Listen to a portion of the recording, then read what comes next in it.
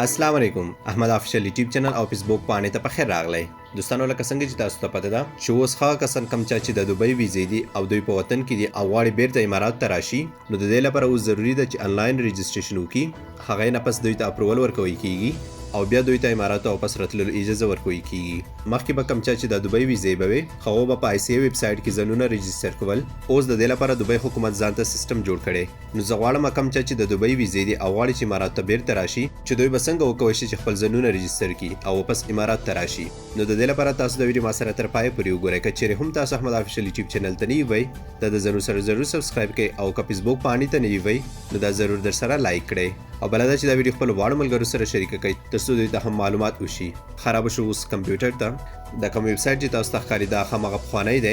او دا هغه ویب سایټ دی چې کوم کې به د دوبۍ ویزه لرونکي خپل ځانونه رجسټر کوي او د رجسټریشن نه پس به دوی ته اپروول راځي او بیا به امارات ته راځي نو دا اوس دلته په عربۍ دی کوم څوک چې عربۍ باندې پوهیږي نو هماغه د عربۍ کې دغه رجسټریشن وکړي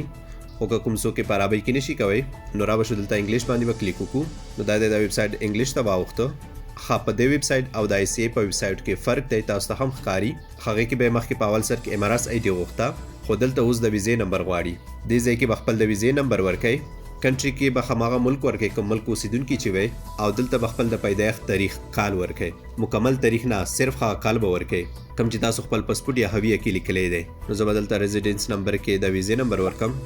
ملک خو ما مخکې انتخاب کړی او دلته به د پیدایښت کال ورکم د دې معلوماتو ورکول نه واپس دلته د چیک بټن باندې کلیک وکم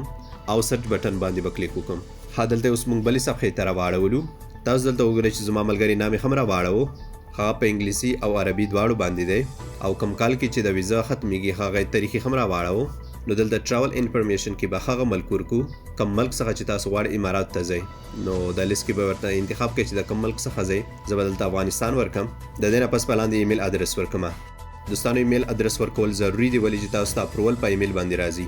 او د دې واړو معلوماتو ورکول نه پس دلته کنټینیو بټن باندې کلیک وکړم ښه اوس ښه صفحې ته راغلم کوم ځای کې به چې خپل ډاکومنټس ورته اپلوډ کوئ خو دلته پاس لیکلي دي که چیرې تاسو غواړئ ستاسو اپلیکیشن ناوخته نشي او په وخت پروسس شي نو کوم ډاکومنټس چې تاسو اپلوډ کوئ هغه باید صفه وي او پر وخت تیر نه وي نور او دلته صفحې ډېرې دي خو دلته به زه صرف د ویزې کاپي پاسپورټ کاپي او اماراتس آی ډي کاپي ورکم د دغه واړو ورکولو نه پس به لاندې راکوز شم کنټینیو بټن باندې به کلیک وکړم خو دلته پیس ان پیمنټ صفحې ته راوستم د دې اپلیکیشن کوم پیس نشته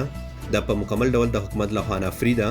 نو دلته به زه پوسټ بټن باندې کلیک وکړم کلم چې ما پوسټ بټن باندې کلیک وکړو نو دا د یو ورځ زما رجسټریشن وشو